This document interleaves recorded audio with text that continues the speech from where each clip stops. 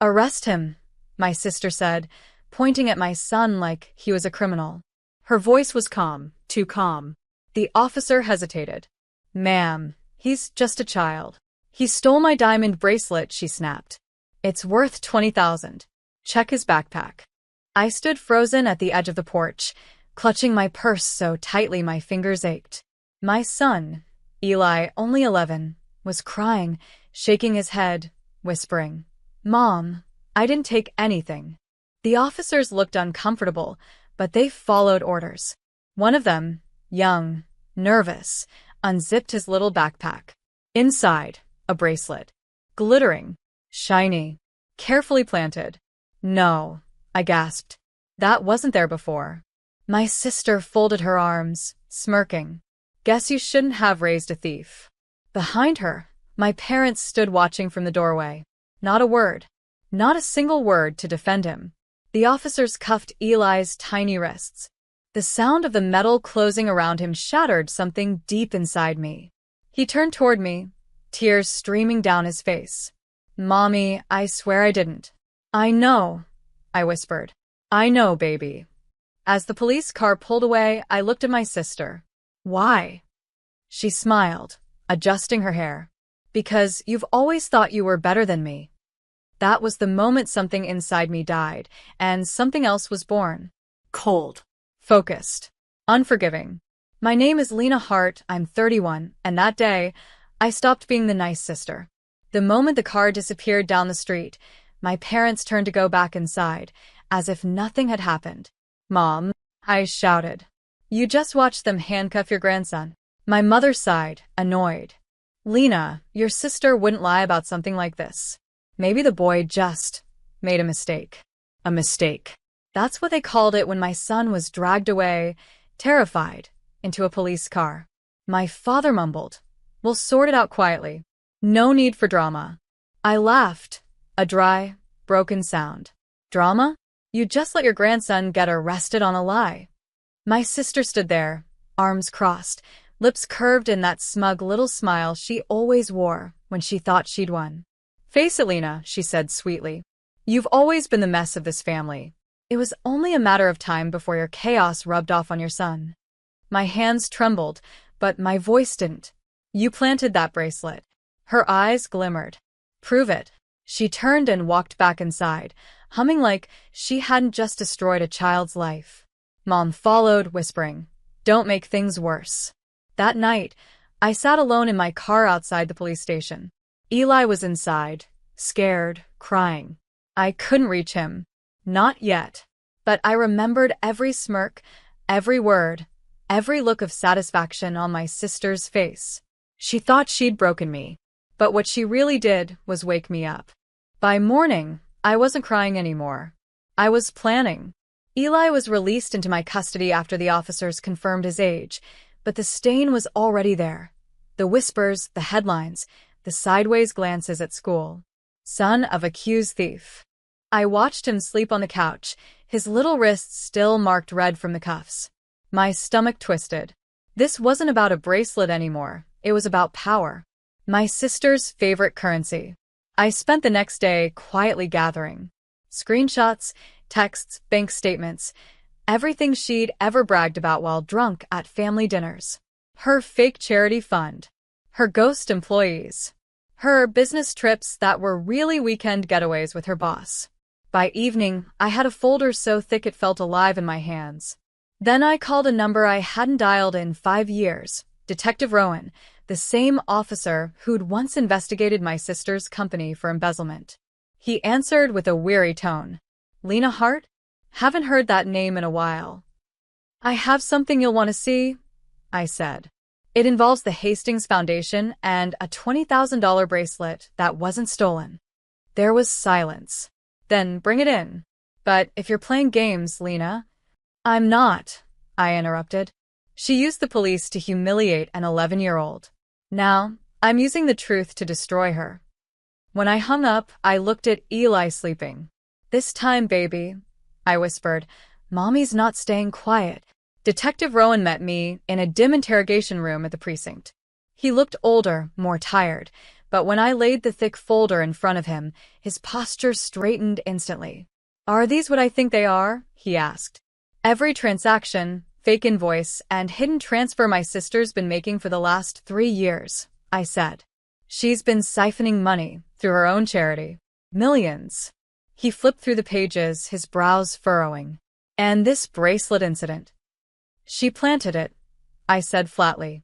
"She used her connections in the department to make a false report, to humiliate me, to ruin my kid's name." Rowan exhaled.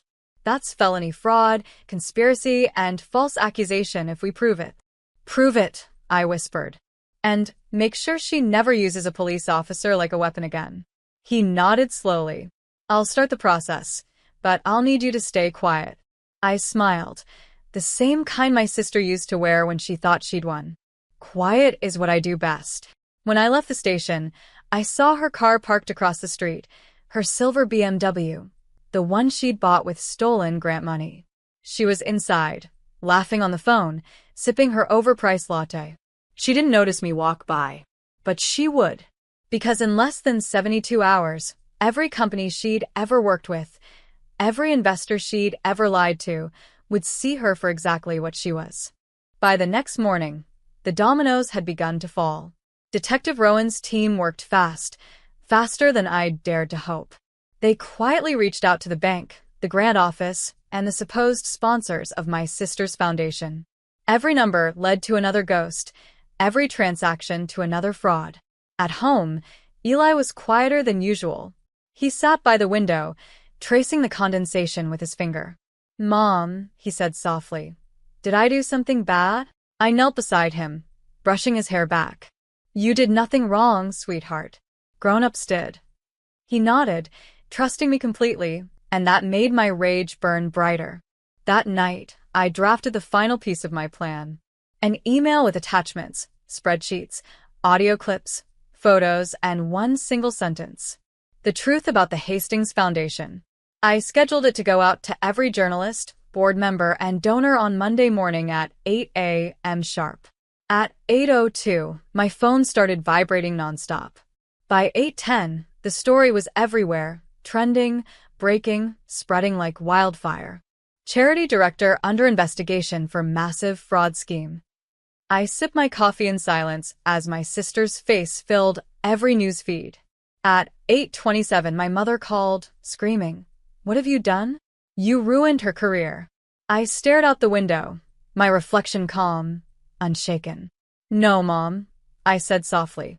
"I didn't ruin her career. I just turned on the lights and watched the roaches scatter." By noon, it wasn't just a scandal. It was an earthquake. The Hastings Foundation's accounts were frozen. The board of trustees resigned in panic. Reporters camped outside her gated community.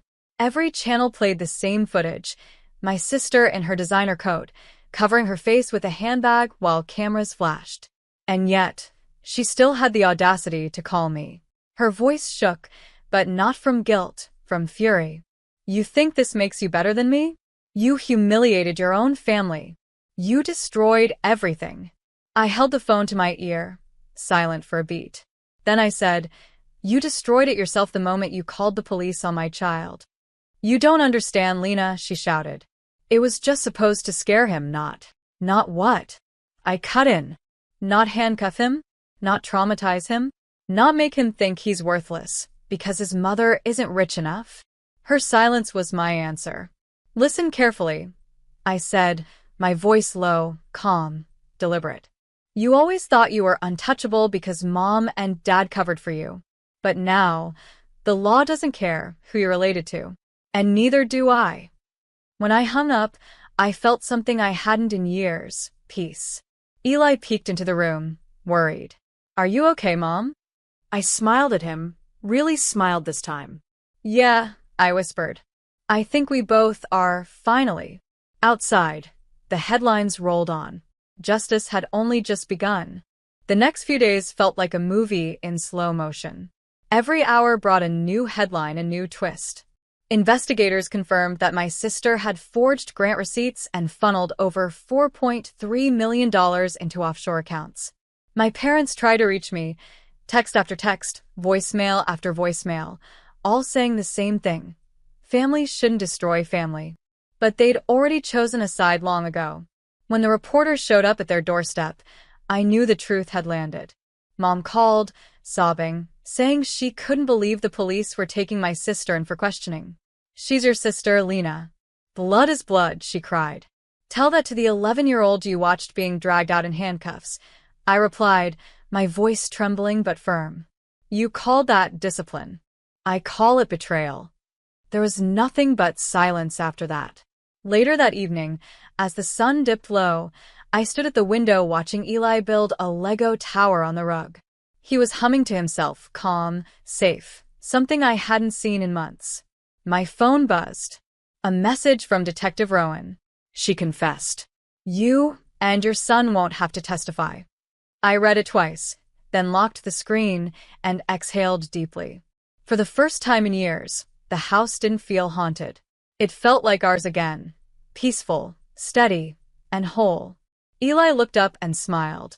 "Mom, can we bake cookies tonight?" I smiled back. "Yeah, baby, we can." The trial came and went faster than anyone expected. My sister took a plea deal, 5 years, reduced for cooperation. Her husband lost his teaching license for falsifying financial records, and my parents? Their names were dragged through the local papers as complicit enablers. For once, silence fell on the Hastings family, not out of pride, but shame. A month later, I visited the same police station where my son had once been dragged like a criminal. This time, Detective Rowan met us at the door with a smile. "Eli," he said, bending down, "you're quite the brave kid. I heard you're doing well in school." Eli grinned shyly. "Mom helps me study." Rowan nodded at me. "And you helped deliver justice." As we walked out, the sunlight felt different, warm, clean. For years, I thought peace was something you waited for, begged for. But that day, I realized it's something you build, brick by brick, truth by truth. Weeks passed. I went back to work, focused on rebuilding the life they tried to destroy. Eli slept peacefully every night. The nightmares stopped. One evening, I sat at the kitchen table, looking at an old family photo. My sister, my parents, me. I didn't feel hate anymore. I felt release. Some battles destroy you. Others set you free. And when you finally stop protecting the people who hurt you, you discover what peace truly sounds like.